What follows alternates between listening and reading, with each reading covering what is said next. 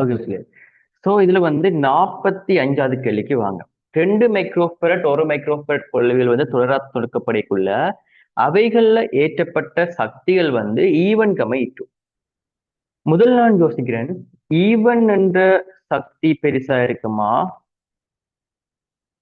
அல்லது E2 என்ற சக்தி? முதல்ல சக்திகளுக்கான சமன்பாட்டை ஞாபகப்படுத்துங்க பிள்ளைகள். முதலாவது E is equal to half QV. half QV. ஓகேவா? இங்க எனக்கு ரெண்டுக்கையுமே ஏற்றம் சமன் பிள்ளைகள், அழுத்தம் தான் பிள்ளைகள் மாறுது. சரியா? நான் இன்னும் ஒரு ஈக்குவேஷன் படிச்சிருப்பீங்க. சமாந்தர தட்டு கொள்ளளவுல Q சமன் CV. அப்ப நான் இங்க விளையாட்டு காட்டின பிள்ளை எனக்கு இங்க அழுத்தத்தை விட கொள்ளளவத்தை பத்தி நேர தெரியும்ன்றதால Vக்கு பதிலா Q இன்கிள் C போட்டுக்கொள்றேன். போட்டேன்னு சொன்னா half Q ஸ்கொயர் இன்கிள் 2C வரும் சக்தி. சக்திக்கான சமன்பாடு பிள்ளை.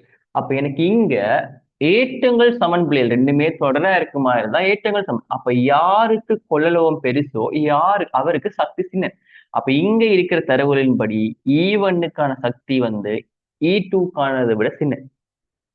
அப்ப E1க்கான சக்தி E2க்கானதை விட பெருசு. சாரி, E2 பெருசு E1 விட என்று வச்சு பாத்தீங்கன்னு சொன்ன பிள்ளைகள் ஃபர்ஸ்ட் ஆன்சர் வராது.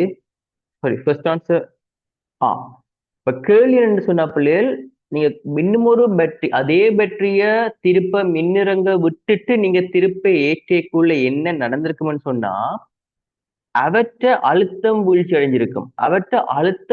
அடைஞ்சிருக்கும்னு சொன்னா ஆரம்பத்துல இருந்த சக்திகளுக்கு பிறகுதான் பிள்ளைகள் மற்ற சக்திகள் வருவார். அவற்ற அழுத்தத்துல கொஞ்சம் வீழ்ச்சி அடைஞ்சிருந்தா ரெண்டுக்குள்ளேயுமே விழப்போற அழுத்தத்தின் அளவு குறையும். ரெண்டுக்குள்ளேயுமே விழப்போற அழுத்தத்தின் அளவு குறையும். அப்ப என்ன நடக்கும்னு சொன்னா இந்த ரெண்டும் வந்தா பிறகுதான் மற்றது வருமென்றதால ஃபர்ஸ்ட் ஆன்சர் இல்ல, செகண்ட் ஆன்சர் இல்ல, தேர்ட் ஆன்சர் இல்ல, நேர சொல்லாமலே 5வது ஆன்சர்.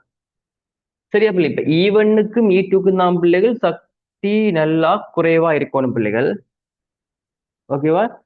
அதுக்கு பிறகு வெயிட் பிள்ளைகளா 1 செகண்ட். E1க்கு சின்னனா இருக்கணும் பிள்ளைகள். அதை வச்சு நீங்க பாத்தீங்கன்னு சொன்னா பிள்ளைகள் முதலாவது ஆன்சர் E2க்கு தானே பிள்ளைகள். ஃபர்ஸ்ட் ஆன்சர் இல்ல, செகண்ட் ஆன்சர் பாத்தீங்கன்னு சொன்னா அதுவும் இல்ல,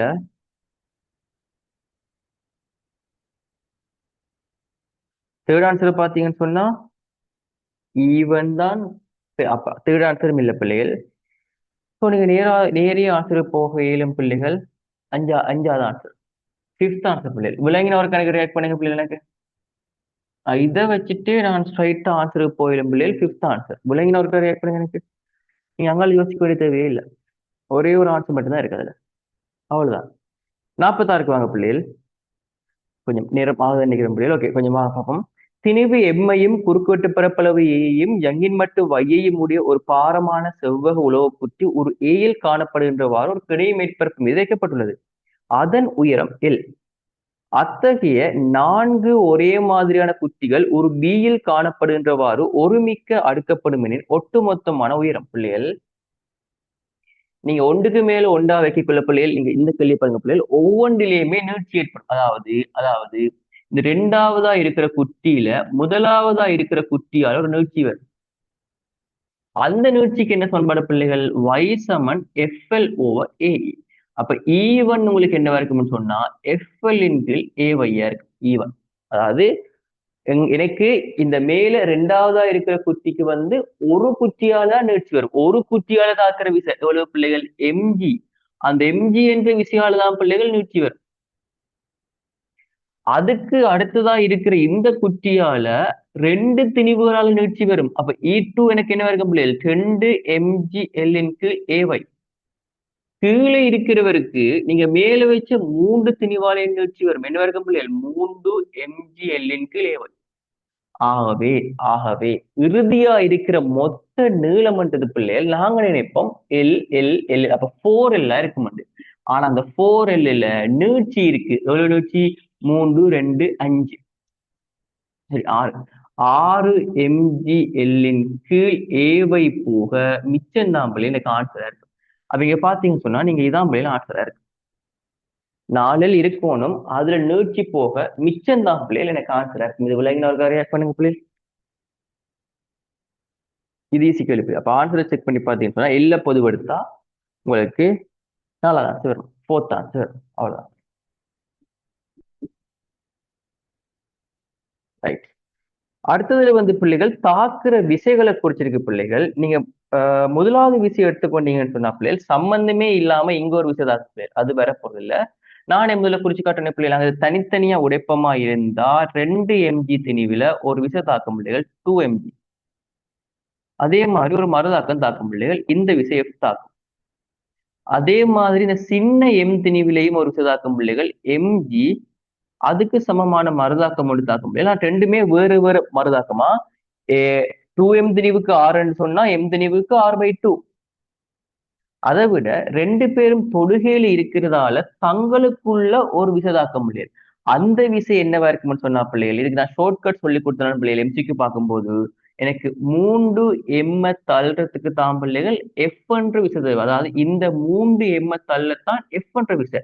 இந்த மறுதாக்கம் வந்து எந்த திணிவு தள்ளி கொண்டு போகுதுன்னு சொன்னா ஒரு எம் திணிவு. ஆகவே இதுல இருக்க போற விசை வந்து பிள்ளைகள் இது சுருக்கவாறு F/3. அப்ப இந்த விசை F/3. இவர் F/3 என்று சொன்னா அவருக்கு சமணம் எதிர்மான மரதாக்கம் தான் பிள்ளைகள் இவரு. அப்ப இவரும் எனக்கு F/3 இருக்கு. பிள்ளைகள் விளங்கினவருக்கு ரியாக்ட் பண்ணுங்க பிள்ளைகள். எனக்கு இந்த கேள்வி விளங்கிட்டா ஒரு கணக்கு ரியாக்ட் பண்ணுங்க. இது ஈஸி கொஸ்டின்ஸ் பிள்ளைகள். ஓகே, அடுத்த கொஸ்டின். ரைட். இது காந்தப்புலம் சம்பந்தமான கொஸ்டின் பிள்ளைகள்.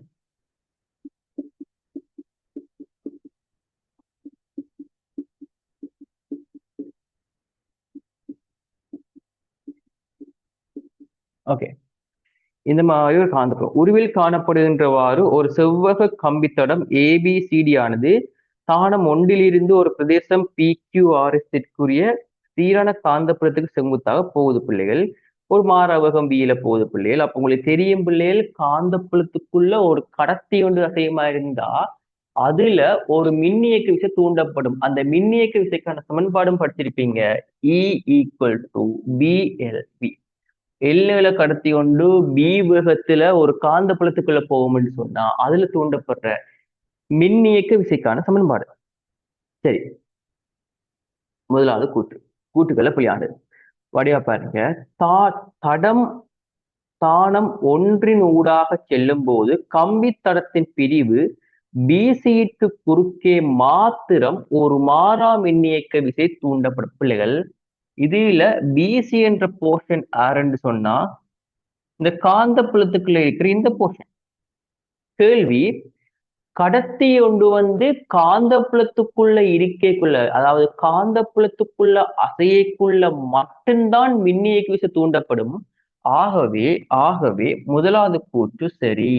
காந்த புலத்துக்குள்ள இருக்கிற, அதாவது காந்த புலத்துக்குள்ள அசைகிற பகுதியில மட்டும்தான் பிள்ளைகளா பிசி என்ற பகுதி மட்டும்தான் பிள்ளைகள் காந்த புலத்துக்கு செங்குத்தா போகுது. முன்னுக்கு இருக்கிற இந்த பக்கம் என்ன பேர் இருக்கு, ஏடி என்றவர் இன்னும் வரல. ஏடி என்றவர் காந்தப்புலத்துக்கு வெளியே நிக்குது. அப்ப அவர்ல தூண்டப்பட மாட்டார். ஏபி காந்தப்புலத்தின் திசையிலேயே போகுது. அப்ப அவர்லையும் தூண்டப்பட மாட்டார். ஆகவே காந்தப்புலத்துக்குள்ள இருக்கிற பிசி என்ற பகுதியில மட்டும்தான் தூண்டப்படுவாரு. நீங்க தேவையான திசையை செக் பண்ணி பார்க்கலாம். என்ன திசை, என்ன மீனிங்ஃபுல் திசைக்கு? பிளம்பிங்கின் வழக்கை விதி. பிளம்பிங்கின் வழக்கை விதியை ஒன்றுக்கொண்டு செங்குத்தாக பிடிக்கும் போது ஆள்காட்டி விரல் புலத்தின் திசையையும், புலம் அங்கே இருக்கு பிள்ளைகள் உள்நோக்கி இருக்கு, புலத்தின் திசையையும் பெருவிரல் வந்து கடத்திய செய்யும் திசையை வலப்பக்கமா கடத்திய செய்யும். அப்ப இந்த பெருவிரல் என்ன செய்யணும் பிள்ளைகள்? கடத்திய செய்யும் திசையையும் காட்ட, நடுவிரல் எனக்கு என்ன செய்யும்னு சொன்னா தூண்டப்பட்ட மின்னியக்கு விசையின் திசையை காட்டும். ஆக வேண்டிய விரல் எனக்கு மேல் நோக்கி காட்டுது பிள்ளைகள். அப்ப இந்த மாதிரி ஒரு மின்னியக்கு விசை தூண்டப்படும். அவையே கூட்டு சரி. நீங்க காந்தப்புலம் படிச்சிருப்பீங்க பிள்ளைகள், மின்காந்த தூண்டலும் படிச்சிருக்கணும், படிச்சிருக்க டைம் தான். தடம் தானம் செண்டினூடாக செல்லும் போது, ஓகே செண்டுன்றது யாருன்னு சொன்னா பிள்ளைகள், இப்ப இங்க இருந்தால் இப்படி போயிட்டார். செண்டுகளால போய்க்குள்ள ஏடிக்கும் பிசிக்கும் குறுக்கே மாறா மின்னியக்கு விசைகள் தூண்டப்படும். அதே வேளை அவை ஒன்றுக்கொண்டு சமம் இருக்கும் பிள்ளைகள். பாருங்க, இது வலப்பக்கம் தான் பிள்ளைகள் போகுது. புலம் நான் ஏற்கனவே கண்டுபிடிச்சிட்டேன் பிள்ளைகள். பிளம்பிங்கின்ற வளைக்கை விதியை பயன்படுத்தி புலம் வலப்பக்கம் போகுது. அப்ப இந்த போர்ஷன் பிசி போர்ஷன்ல மேல தூண்டப்படும் என்று படிச்சுட்டேன். அதோட அளவு எவ்வளவா இருக்கும்னு சொன்னா பிஎல்பி. நீங்க பக்கத்துல இருக்கிற இந்த ஏடி போர்ஷனை பாத்தீங்கன்னா கூட அவரும் வலப்பக்கம் தான் போறாரு, உள்நோக்கி தான் புலம் இருக்கு. அப்ப அந்த போர்ஷனும் எனக்கு என்னவா இருக்கும்? அதே பிஎல்வியா தான் இருக்கும் பிள்ளைகள். எனக்கு தெரியும் இவருக்கு இடஞ்சொலி பக்கமா கரண்ட் பாய ஸ்டார்ட் பண்ணும், இவரால வலஞ்சொலி பக்கமா பாய ஸ்டார்ட் பண்ணும். ஆகவே ரெண்டுமே சமனும் எதிரும் ஆகும். ஆகவே ஸ்டேட்மெண்ட் சரி. பிள்ளை இந்த ரெண்டு ஸ்டேட்மெண்ட்டும் விளங்கின ஒரு ரியாக்ட் பண்ணுங்க. இந்த ரெண்டு ஸ்டேட்மெண்ட்டும் விளங்கிட்ட ஒரு ரியாக்ட் பண்ணுங்க பிள்ளைகள். இந்த பிளமிங்கின் வளைக்கு விதி ஞாபகம் இருக்கணும், தூண்டப்பட்ட மின்னியக்கு சமன்பாடு ஞாபகம் இருந்தா இது விளங்கிடும். ஓகே, மூன்றாவது ஸ்டேட்மெண்ட். தானம் மூன்றில் ஏடிக்கு குறுக்கே பிள்ளைகள், தானம் மூண்ட பாருங்க பிள்ளைகள், ஏடிக்கு குறுக்கே மாத்திரம் தூண்டப்படும் சொல்றாங்க. எஸ், இவர் ஏ இவர் டி, அது கண்டுபிடிச்சிட்டோம். இந்த மேல் நோக்கி இதுல மட்டும்தான் தூண்டப்பட்டிருக்கும், அதுவும் சரி. ஆகவே மூன்றாவது யாரு காந்த புலத்துக்குள்ள இருக்கிறாரோ அவருக்கு குறுக்கே மட்டும்தான் தூண்டப்படும் என்றாலும் அந்த ஸ்டேட்மெண்ட்டும் சரி. அடுத்தது, தானம் ரெண்டில் காந்த புலத்தின் விளைவாக தடத்தின் மீது தாக்கும் விலை எல்லாமே பூஜ்ஜியமா இருக்கு பிள்ளைகள். விலையிலா மின்னியக்க விசை இல்லாட்டி விலையில் விசையும் பூஜ்ஜியம் தானே பிள்ளை. இதுல என்ன பிள்ளைகள் மேஜிக் இருக்கு. ஆகவே இந்த கூட்டும் சரி.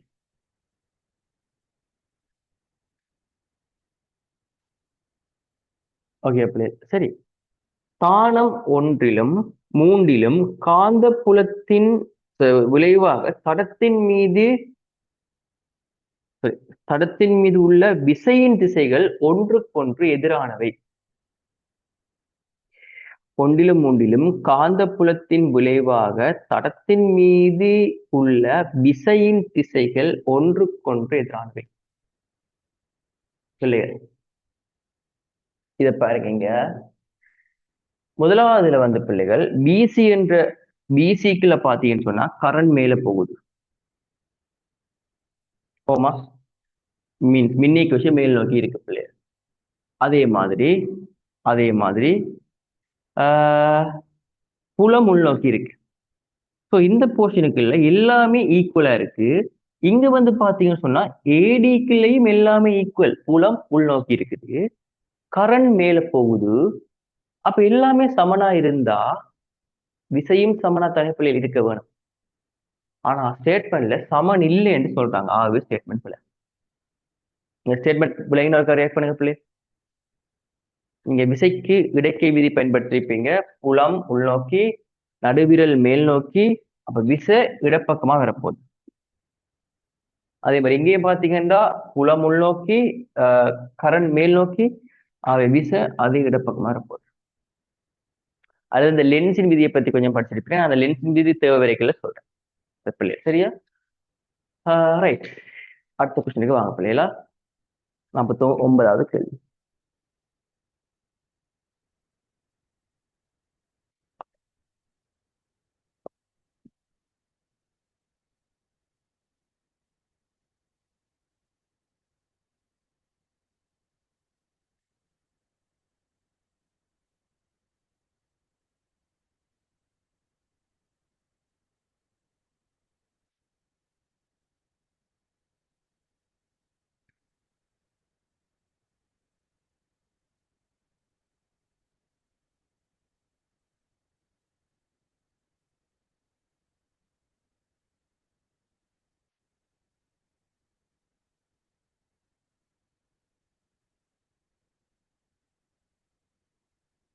ஓகே பிள்ளைகள்,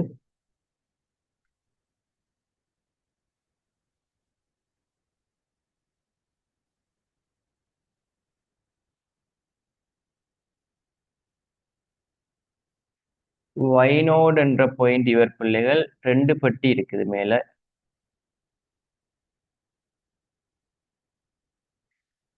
எக்ஸ்னோட் என்ற பட்டி பிள்ளைகள் இந்த பக்கமா இருக்கு. இங்கேயும் 2வது பட்டி இருக்கு பிள்ளைகள். இங்க பிள்ளைகள் இவர் பி, இவர் பிள்ளைகள் சி. அதாவது இவர் பி போர்ஷன், இவர் சி போர்ஷன். அதே மாதிரி இங்கால ஒரு பட்டியல இருக்கிற இவர் ஏ போர்ஷன், ஏ என்ற புள்ளி பிள்ளை, ஏ என்ற கடத்தி. ஓகே, இப்ப கேள்வி வாங்க பிள்ளைகள். சம ஓட்டங்கள் ஐக்காவும் 3 நீளமான கம்பிகள் ஏபிசி எல்லாமே வந்து தளத்துக்கு செங்குத்தாக பிரிக்கப்பட்டிருக்கு. OA 1 மீட்டர், அதை நீங்க பார்க்க விடுங்க. OBயும் 1 மீட்டர், OC 2 மீட்டர், X0 வந்து 2 மீட்டர், அதுவும் தெரியும் பிள்ளைகள். Y0 2 மீட்டர் பிள்ளை, அதுவும் தெரியும். X0லும் Y0லும் உள்ள கம்பிகளில் ஆக்கப்படும் பின்வரும் ஓட்டங்களில் எது ஓவில் நேர்த்திசையில ஓவில நேர்த்திசையில ஒரு விளையுள் காந்தப்புலத்தை உண்டாக்க வேணும் பிள்ளைகள். சரி, நான் முதல்ல இப்ப நீங்க எக்ஸுக்கும் வைக்கும் போறதுக்கு முதல்ல பிள்ளைகள் விளைவுல பத்தி கதைச்சதால பிள்ளைகள் ஏபிசியில என்ன நடக்கும்ன்றதை பத்தி நாம யோசிப்போம். சரியா பிள்ளைகள்? ஏபிசியில என்ன நடக்கும்ன்றதை பத்தி நாம யோசிப்போம். ஏ பாருங்க பிள்ளைகள், ஏ பாருங்க பிள்ளைகள். அந்த பெருவிரலை மேல பிடிச்சிட்டு மற்றதை பிடிச்சு சுத்தேக்குள்ள சுத்திர திசைதான் காந்தப்புலத்தின் திசையை காட்டும். சரிதானே பிள்ளைகள்? இங்க பாத்தீங்கன்னு சொன்னா பிள்ளைகள் கரண்ட் என்ன செய்யுது பிள்ளைகள்? உள்ளுக்குள்ள போகுது. உள்ளுக்குள்ள கரண்ட் போய்க்குள்ள மற்ற விரல்களை பிடிச்சு சுழற்றேக்குள்ள அந்த விரல்கள் கீழ் நோக்கி காட்டுது. அப்ப ஏயால வார காந்தப்புலத்தின் திசை கீழ் நோக்கி இருக்கு.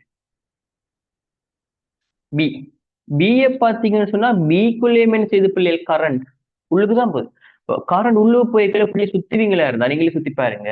பியால வார காந்தப்புலத்தின் திசை வந்து பிள்ளைகள் வலப்பக்கமா தாக்கும். ஓகே பிள்ளைகள்? அதே மாதிரி சியால வாரதுண்டையும் வந்து பிள்ளைகள் இங்க பாருங்க, உள்ள பிடிச்சீங்கன்னு சொன்னா வலப்பக்கம் தான் தாக்குது. அப்ப பிபி பிளஸ் பி. ஆனா எனக்கு இன்னும் ஒரு விஷயம் தெரியும் பிள்ளைகள். பிஏ பெருமன் வந்து எக்ஸா ஒரு ஏயா இருக்கும்னு சொன்னா பிபி பெருமனும் ஏ தான், பிசி பெருமன் 2A. எல்லாமே ஈக்குவல் தான். ஆனா இவருக்கு இடைப்பட்ட தூரம் 2 மடங்கு ஆகுது பிள்ளைகள். ஓகே பிள்ளைகள்? சோ அது சரி. ஏன்னா சாரி, அரைவாசியா இருப்பார். சாரி, பிசிக்கு அரைவாசியா இருப்பார். ஏன்னா தூரம் 2 மடங்கு ஆனா இவர் அரைவாசியா இருப்பார். ஈக்குவேஷன் படிச்சிருப்பீங்க, ஞாபகம் இருக்கு. இப்ப கேள்வி, நீங்க எக்ஸ் நோட்லயும் ஒய் நோட்லயும் ஒரு பெருமானத்தை கொடுப்பதன் மூலமாக நீங்க என்ன செய்யணும்னு சொன்னா ஓவில இருக்கிற விளைவுல பூச்சியமாக்கணும். நான் முதல்ல சாரி, ஓவில இருக்கிற விளைவுள் மேல் நோக்கி போகணும். விளைவுள் மேல் நோக்கி இருக்கணும். விளைவுள் மேல் நோக்கி இருக்கணும்னு சொன்னா கிடையாக எனக்கு யாருமே இருக்கக்கூடாது. கிடையாக எனக்கு யாருமே இருக்கக்கூடாது. அப்ப வையில வந்து யோசிக்க பிள்ளைகள், கிடையா எனக்கு யாருமே இருக்கக்கூடாது அப்படின்னு சொன்னா ஏற்கனவே வலப்பக்கமா இருக்கிறவரை ஈக்குவல் பண்ற மாதிரி இடப்பக்கமா ஒருத்தர் எனக்கு வேணும். ஏற்கனவே வலப்பக்கம் இருக்கிறவரை ஈக்குவல் பண்ற மாதிரி எனக்கு இது இடப்பக்கமா ஒருத்தர் வரும். அப்ப இடப்பக்கமாக வேணும் என்று சொன்னாலே நீங்க வைநோட்டை பத்தி யோசிக்கணும்.